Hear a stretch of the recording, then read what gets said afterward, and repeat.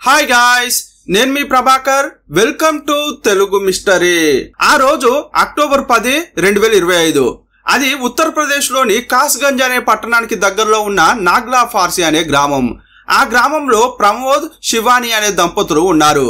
ప్రమోద్కు 26 ఏళ్లు, శివానికి 24 ఏళ్లు.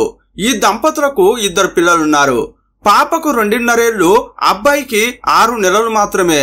వీరితో పాటు ఆ ఇంట్లో ప్రమోద్ తల్లిదండ్రులు కూడా ఉంటున్నారు. ఎప్పుడు పిల్లల అరుపులు, ఆటపాటలతో సందడిగా ఉండే ఆ ఇల్లు 2025 అక్టోబర్ 10వ తేదీ సైలెంట్ గా ఉండింది. పక్కింటి వాళ్లకు డిఫరెంట్ గా అనిపించింది. ఉదయం నుంచి ఇంట్లో ఎవరూ కనిపించలేదు. ఒకవేళ ఇంట్లోనే ఉన్నారని అనుకున్నా టీవీ సౌండ్ వినిపించలేదు. అప్పుడు పక్కింటి వ్యక్తి వెళ్లి తలుపు కొట్టి ప్రమోద్ ఏం చేస్తున్నావని అడిగాడు. కానీ ఆ ఇంటి తలుపులకు గడియ పెట్టిలేదు. నెట్టగానే తెరుచుకున్నాయి. ముందుగా ఒక వరండా ఉంది. ఆ వరండాలోకి నెమ్మదిగా నడుచుకుంటూ వెళ్ళాడు.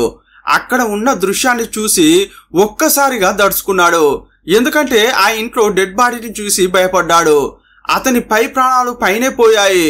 ఇంతకీ చనిపోయింది ఎవరా అని దగ్గరికి వెళ్లి చూస్తే తను శివాని. ఆ ఇంటి కోడలు శివాని అచేతనంగా పడి ఉండడం చూసి అతడు భయపడ్డాడు. ఇంట్లో ఎవరైనా ఉన్నారా అని లోపల వెతికి చూస్తే ఎవరూ కనిపించలేదు. వెంటనే అతడు బయటకు వచ్చి ఇంటి చుట్టుపక్కల ఉన్న వారిని పిలిచి శివాని చనిపోయిందన్న విషయం చెప్పాడు. అప్పుడు చుట్టుపక్కల వాళ్ళందరూ గుమికూడారు. నిన్నటి వరకు ఆమె బాగానే ఉండింది, కానీ సడన్ గా ఎలా చనిపోయిందో వారికి అర్థం కాలేదు.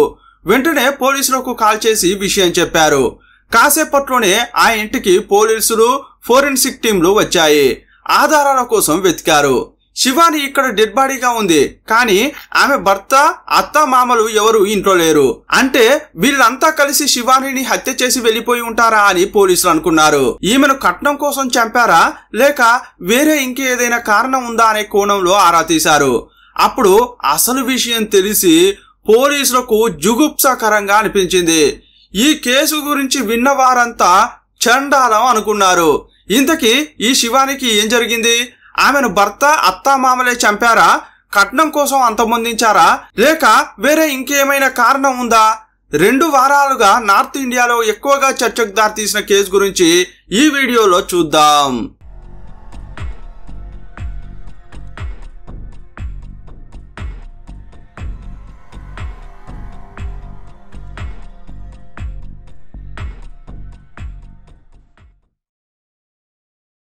విచారణ ప్రారంభించిన పోలీసులు శివాని తల్లిని చూసి అసలేం జరిగి ఉంటుందని అడిగారు.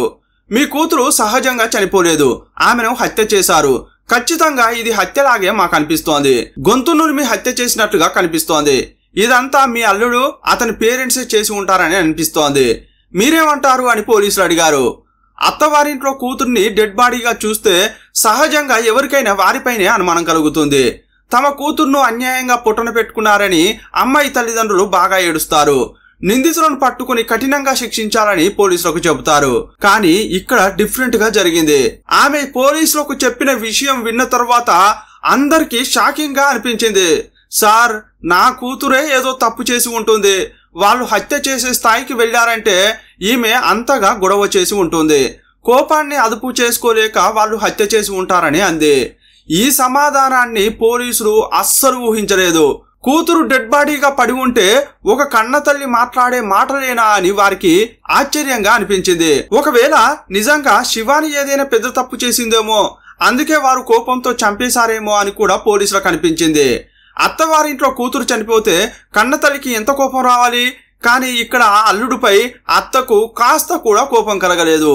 వెంటనే డెడ్ బాడీని పోస్ట్ మార్టంకు పంపించారు. శివాని తల్లిని విచారించిన పోలీసులు ఆ తర్వాత నైబర్స్ ను కలిశారు. శివాని, ప్రమోద్ ఎలా ఉండేవారని అడిగారు. వారు అన్యోన్యంగానే ఉండేవారా, లేక తరచుగా గొడవలు జరిగేవా? వారు కొట్టుకోవడం, తిట్టుకోవడం అలాంటివి ఏమైనా చూసారా అని అడిగారు. ఇంతకీ ఈ తల్లి కూతుర్ల మధ్య రిలేషన్షిప్ ఎలా ఉంది అని కూడా ప్రశ్నించారు. అప్పుడు చుట్టుపక్కల వారు షాకింగ్ విషయాలు చెప్పారు. యాక్చువల్ గా శివానికి అమ్మ మాత్రమే ఉంది, నాన్న చనిపోయాడు. సింగిల్ మదర్ గా శివానిని ప్రేమావతి కష్టపడి పెంచి పెద్ద చేసింది. కూతురు పెళ్లికి వచ్చిన తర్వాత ప్రమోద్ సంబంధం వచ్చింది. అతడు కూలీ పనులు చేస్తుంటాడు. ఒకరినొకరు నచ్చడంతో పెళ్లి జరిగింది. వారిద్దరికి 2 పిల్లలు కూడా పుట్టారు. పేదరికంలో ఉన్న ఆ కుటుంబం సంతోషంగా జీవిస్తోంది. కానీ 6 నెలలుగా వారి ఇంట్లో గొడవలు, కొట్లాటలు బాగా జరిగేవి. ఇలాంటి సమయంలోనే అనుమానాస్పదంగా శివాని హత్య చేయబడింది. దానికి కారణం వేరెవరో కాదు, తల్లే అయి ఉంటుందని నైబర్స్ చెప్పారు. సార్, శివాని భర్త ప్రమోద్కి ప్రేమావతికి మధ్య వివాహేతర సంబంధం ఉంది. వాళ్ళిద్దరూ శివాని కళ్ళు గప్పి తరచుగా కలుసుకునేవారు. కొన్ని రోజుల క్రితం వారు క్లోజ్ గా ఉన్న ఫోటోలు, వీడియోలు వాట్సాప్లలో షేర్ అయ్యాయి. వారు ముద్దు పెట్టుకున్న ఫోటోలు, బెడ్రూమ్ లో తప్పు చేస్తున్న వీడియోలు సోషల్ మీడియాలో వైరల్ అయ్యాయి. అందువల్లే ఈ హత్య జరిగి ఉండవచ్చని అన్నారు. ఆ ఫోటోలు, వీడియోలను పోలీసులు పరిశీలించారు. దాన్ని బట్టి చూస్తే అత్త, అల్లుడు మధ్య తప్పుడు సంబంధం ఉన్నట్లు పోలీసులకు తెలిసింది. అప్పుడు పోలీసులకు ఇంకో అనుమానం కలిగింది. ఒకవేళ ఈ హత్యలో తల్లి అయిన ప్రేమావతి కూడా పాల్గొందా అని సందేహించారు. వెంటనే ప్రేమావతిని అరెస్ట్ చేశారు. పోలీస్ స్టేషన్లో విచారించాల్సిన విధంగా విచారించారు. అప్పుడు ఆమె ఏం చెప్పిందంటే, సార్, నా కూతురు చావుకు నేను కారణం కాదు.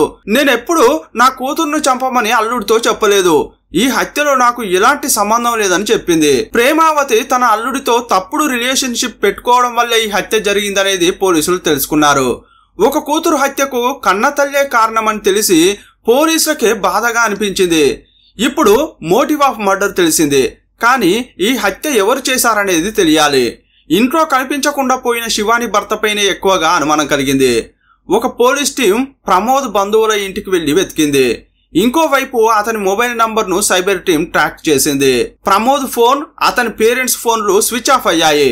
ఈ క్రమంలో ప్రేమావతి దగ్గరికి వెళ్లిన పోలీసులు, ప్రమోద్ కు నీకు మధ్య ఎలాంటి సంబంధం ఉంది, ప్రమోద్ ఎక్కడ దాక్కున్నాడో తెలుసా అని అడిగారు. అప్పుడు ఆమె చాలా విషయాలు చెప్పింది. సరిగ్గా 4 ఏళ్ల క్రితం శివానికి ప్రమోద్కు పెళ్లి జరిగింది. ప్రేమావతికి ఒకే ఒక్క కూతురు శివాని మాత్రమే ఉంది. శివానిని పెళ్లి చూపులు చూడ్డానికి ప్రమోద్ వచ్చినప్పుడే అతనికి దుర్బుద్ధి పుట్టింది. శివాని, ఆమె తల్లి ప్రేమావతి చూడ్డానికి అక్కా చెల్లెలుగా ఉన్నారు.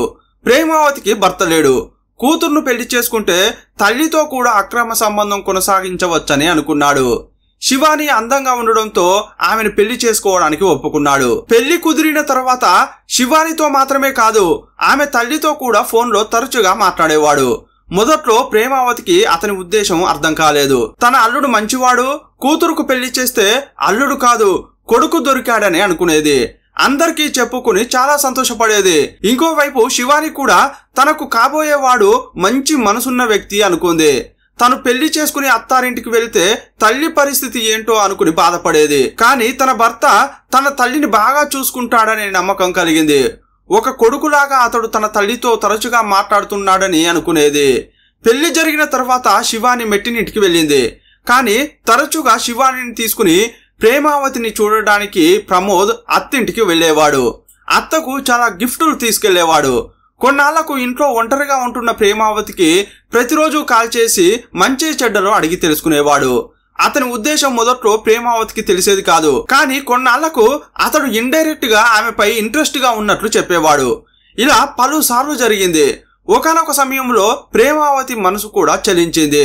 భర్త లేక చాలా కాలం నుంచి తను ఒంటరిగా ఉంటోంది. ఇదే సమయంలో ప్రమోద్ తనపై ఇంట్రెస్ట్ చూపడంతో ఆమెకు కూడా తప్పుడు భావనలు కలిగాయి. ఆ తర్వాత అత్త, అల్లుడు తరచుగా ఫోన్లో మాట్లాడుకునేవారు.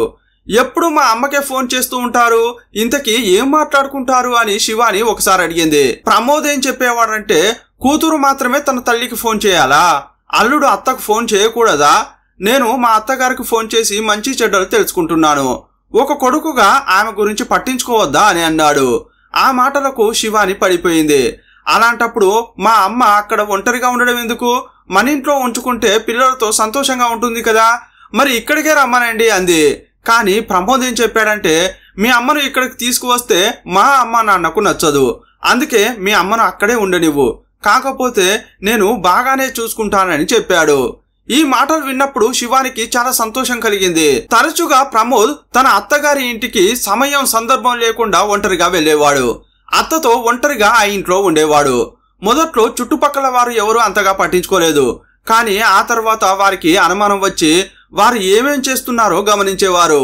ప్రమోద్ ఎప్పుడైతే ఇంటికి వస్తాడో అప్పుడు ప్రేమావతి తలుపు మూసేది.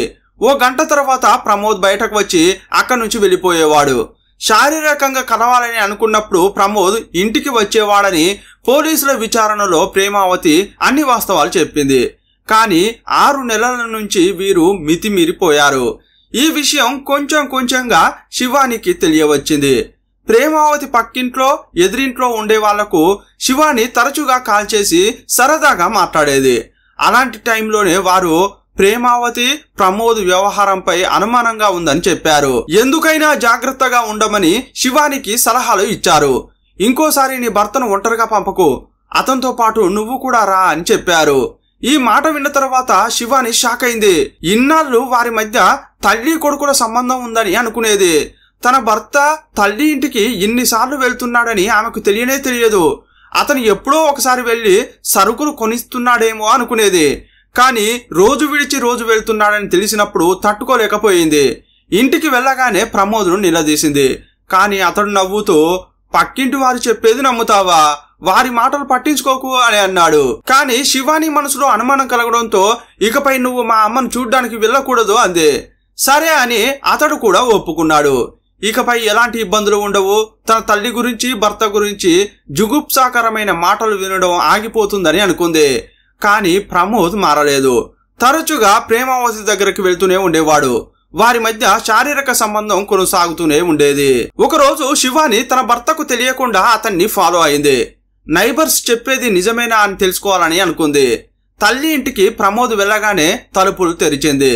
తలుపులు తెరిచిన తల్లిని దూరం నుండి శివాని చూసింది. ఇంతకు ముందులా చింపిరి జుట్టు, నూనెగారిన ముఖంతో కాకుండా నీటుగా దువ్వుకుని కాస్త సింగారించుకుని తలుపు తెరిచింది. పెళ్లిళ్ళు ఫంక్షన్లకు వెళ్ళినప్పుడు కూడా ఆమె అలా తయారు కాలేదు. కానీ ఇప్పుడేంటి ఇలా ఉంది అని శివాని అనుకుంది. ప్రమోద్ లోపలకు వెళ్ళగానే తలుపులు మూసుకున్నాయి. అప్పుడు శివాని కిటికీ దగ్గరకు వెళ్లి వారు లోపల ఏం చేస్తున్నారు, ఏం మాట్లాడుకుంటున్నారు అని గమనించింది. వారిద్దరూ భార్యాభర్తల్లాగా ఉండడం చూసి తట్టుకోలేకపోయింది. కాస్త కూడా ఆలస్యం చేయకుండా తలుపులను డబా కొట్టింది. తలుపులు తెరవడానికి కాస్త సమయం పట్టింది. అప్పటి వరకు ఆమె తలుపులను కొడుతూనే ఉంది. తలుపులు తెరిచిన తర్వాత వారిని చూస్తూ బాగా ఏడ్చింది. ఒకవైపు తల్లి, ఇంకోవైపు భర్త, ఇద్దరూ కలిసి మోసం చేస్తుంటే ఆమెకు ఎవరికి చెప్పుకోవాలో అర్థం కాలేదు. ఏదైనా సమస్య వస్తే వారికే చెప్పుకునేది. ఇప్పుడు వారిద్దరే మోసం చేస్తుంటే తన బాధను దిగమింగుకోవడం తప్ప ఏమీ చేయలేని పరిస్థితిలో ఉంది. తన జీవితంలో అత్యంత ప్రేమగా నమ్మదగిన వ్యక్తులు ఎవరంటే వారిద్దరే. వారే ద్రోహం చేస్తుంటే ఆమె ప్రపంచమే కూలిపోయినట్లు అనిపించింది. తల్లి అంటే ప్రేమకు చిహ్నం. అదే తల్లి తన భర్తతో కలిసి ద్రోహం చేస్తుంటే కళ్ళతో చూసి కంపించిపోయింది. ఆమెకు నమ్మకం అనే పదంపైనే నమ్మకం పోయింది. చివరకు వారిని దీనంగా చూస్తూ మీరిలా మోసం చేస్తారని కలలో కూడా ఊహించలేదంది. అప్పుడు వారు మేము అలా ఏం చేయలేదు అని బుకాయించడానికి ప్రయత్నించారు. కానీ నేను నా కళ్ళతో చూశానని చెప్పింది. ఇప్పటి వరకు ఏదో జరిగిపోయింది, ఇకనైనా బుద్ధిగా ఉండండి అని చెప్పి భర్తను తీసుకుని వెళ్ళిపోయింది. అప్పటి నుంచి శివానికి ప్రమోద్కు బాగా గొడవలు జరిగేవి. ఈ విషయాలన్నీ చనిపోవడానికి ముందు శివాని తన చుట్టుపక్కల వారు కొందరు బంధువులకు చెప్పి ఏడ్చింది. వారు పోలీసులకు చెప్పారు. పోలీసులు ప్రెస్ మీట్ పెట్టినప్పుడు ఈ విషయాలన్నీ చెప్పారు. ఇంట్లో గొడవలు జరుగుతున్న సమయంలో కూడా ప్రమోద్ తన అత్త దగ్గరకు వెళ్లేవాడు. నీ కూతురు తలనొప్పిగా మారింది, ప్రతిరోజు గొడవ చేస్తుందని చెప్పేవాడు. నువ్వు ఫోన్ చేసి అర్థం చేసుకునేలా చెప్పమంటే ఆమెమందంటే అరిచేదాన్ని అరవనివ్వు, కానీ సైలెంట్ గా ఇక్కడికి వచ్చేయమని ఆమె చెప్పిందట. ఒక దశలో భర్తతో గొడవపడి శివానికి విసుకొచ్చింది. ఇలాంటి సమయంలోనే ఒక పెద్ద ఇష్యూ జరిగింది. 2025 అక్టోబర్ 8వ తేదీన గ్రామంలో ఉన్న అందరికీ ప్రమోద్, ప్రేమావతి క్లోజ్ గా ఉన్న ఫోటోలు, వీడియోలు లీక్ అయ్యాయి. అత్త అల్లుడు ముద్దు పెట్టుకుంటున్న ఫోటోలు చూసి అంతా ఆశ్చర్యపోయారు. ఆ ఫోటోలు యాక్చువల్ గా ప్రమోద్ ఫోన్ నుండే లీక్ అయ్యాయి. వాటిని అతడే పంపించాడా లేక ఎవరైనా వాటిని లీక్ చేశారా అనేది పోలీసులు వెతుకుతున్నారు. ఈ విషయం ఊరంతా తెలిసిన తర్వాత ప్రమోద్, ప్రేమావతి తలెత్తుకోలేకపోయారు. 2 రోజుల తర్వాత ఈ విషయం శివానికి కూడా తెలిసి చాలా బాధపడింది. ఇంతకు ముందు ఆమెకు తెలిసినప్పుడు మనసులో పెట్టుకుని కుమిలిపోయింది. కానీ ఇప్పుడు ఊరంతా తెలిసేసరికి ఆమెకు కోపం కట్టలు తెంచుకుంది. గుట్టుగా కాపురం చేసుకుంటున్న తనని మీరిద్దరూ కలిసి మోసం చేయడమే కాకుండా కుటుంబ పరువు తీశారని బాధపడింది. భర్త తల్లి కలిసి సంసారం చేస్తుంటే తనను మిగతా వాళ్ళు ఏ దృష్టితో చూస్తారోనని దిగులు పడింది. ఆ రోజు ప్రమోద్ పని ముగించుకుని ఇంటికి రాగానే పెద్ద గొడవ జరిగింది. మీ ఫోటోలు వీడియోల గురించే ఊరంతా మాట్లాడుకుంటున్నారు, ఎందుకిలా చేశావు, నీ వల్ల నా బతికే నాశనం అయిందని అతనితో గొడవ పడింది. అప్పుడు ప్రమోద్ కు విపరీతమైన కోపం వచ్చింది. బయట వారు ఏం తప్పుగా మాట్లాడుకోవట్లేదే, ఉన్నదే కదా మాట్లాడుకుంటున్నారు, దానికి ఎందుకంత ఉలిక్కి పడుతున్నావని చాలా సింపుల్ గా చెప్పాడు. అన్ని తెగించిన వారికి అది సింపుల్ గానే కనిపించవచ్చు, కానీ పరువు మర్యాదలతో బతుకుతున్న శివానికి అసహ్యంగా అనిపించింది. భర్తను బాగా తిట్టడంతో శివాని గొంతు నులిమి చంపాడు. ఆ తర్వాత తల్లిదండ్రులు పిల్లలను తీసుకుని పారిపోయాడు. శివానిని హత్య చేసిన తర్వాత కూడా ప్రేమావతికి కాల్ చేసి విషయం చెప్పాడు. ఈ విషయాలన్నీ పోలీసులకు తనే చెప్పింది. శివాని చనిపోయిందని తెలియగానే కూతురును చూడ్డానికి ఇంటికి వెళ్ళింది. కానీ కాస్త కూడా ఆమె ముఖంలో బాధ కనిపించలేదు. తన అల్లుడిపై ఏమాత్రం తప్పు ఉండి ఉండదు అని చాలా దారుణంగా పోలీసులకు సమాధానం ఇచ్చింది. ప్రేమావతి మొబైల్ ఫోన్ ను పోలీసులు చెక్ చేసినప్పుడు హత్య జరిగిన తర్వాత కూడా వారు మాట్లాడుకున్నట్లు గుర్తించారు. హత్య చేసిన తర్వాత అతడు ఎక్కడ దాక్కున్నాడో తెలిసే ఉంటుందన్న కోణంలో ఆమెను విచారించారు. కానీ అతడు పారిపోయాడని తెలుసు, కానీ ఎక్కడికి వెళ్ళాడో తెలియదని చెప్పింది. ప్రస్తుతం ఈ కేసు విచారణలో ఉంది. ఈ కేసులో ప్రేమావతి ప్రమోద్ ను ఒక మృగంతో పోల్చడానికి కూడా చాలా హీనంగా అనిపిస్తోంది. ఎందుకంటే ఒక జంతువు కాస్తలో కాస్తనైనా నిజాయితీగా ప్రవర్తిస్తుందేమో, కానీ వీరు మాత్రం అంతకంటే హీనంగా ప్రవర్తించారు. జుగుప్సాకరమైన బంధం కొనసాగించారు. మనం మురికి కూపాన్ని చూసే ఉంటాం. వేర్వేరు కాల్వల నుంచి వచ్చే అశుద్ధం మురికిలో పందులు దొర్లుతుంటాయి. అవి అందులోనే ఉండి అందులోనే తింటూ అక్కడే జీవిస్తాయి.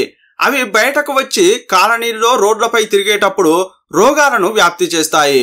ఆ కాలువ దగ్గరకు వెళ్లి ఒక పందిని తీసుకువచ్చి సబ్బులు షాంపులు పెట్టి శుభ్రంగా కడిగి కంపు కొట్టకుండా సెంటు కొట్టి ఇంట్లో పెంచుకుంటే అది ఉంటుందా? దాన్ని ఇంట్లో ఎంత శుభ్రంగా చూసుకున్నా అది మళ్ళీ ఆ కంపు కొట్టే మురికి కాలువ దగ్గరకే వెళ్తుంది. కాలువలో బాగా మునిగి అక్కడ ఉన్న అశుద్ధం తిని మళ్ళీ ఇంటికి వచ్చి ఇంట్లో ఉన్న వారిని కూడా అపహాస్యం చేస్తుంది. ఈ కేసులో అచ్చం అదే జరిగింది. నిజం తెలుసుకున్న శివాని తన భర్తను తల్లిని హద్దుల్లో ఉండమని, ఇకపై ఎలాంటి తప్పు చేయొద్దని హెచ్చరించింది. కానీ వారు మాత్రం వివాహేతర సంబంధాన్ని కంటిన్యూ చేశారు. ఆ తర్వాత వారి ప్రైవేట్ వీడియోలు లీక్ అయి ఊరందరికీ విషయం తెలిసింది. వారికి ఇది నార్మల్ గానే అనిపించిందేమో, కానీ శివానికి తల తీసేసినట్లు అనిపించి ఉంటుంది. అందుకే భర్తను నిలదీసింది. చివరకు అతని కోపానికి బలైంది. ఇప్పుడు ఇద్దరు పిల్లలు తల్లి లేని వారయ్యారు. శివాని కొడుకు నెలల పిల్లాడు. తల్లి లేకపోవడంతో పాలు లేక ఆలనా పాలన లేక ఆ పిల్లాడు ఎలా ఉంటాడో ఏమో. ఇంకో కూతురుకు 2.5 సంవత్సరాలు మాత్రమే. ఒక ఆడపిల్లకు తల్లి లేకపోతే తను ఎన్నో కష్టాలు పడాల్సి వస్తుంది. ఎందరున్నా తల్లి లేని లోటును ఎవరూ పూడ్చలేరు. ఈ కేసుపై మీ అభిప్రాయం ఏంటో కామెంట్ బాక్స్ లో రాయండి. మరో వీడియోలో మళ్ళీ కలుసుకుందాం. అప్పటి వరకు బాయ్ బాయ్.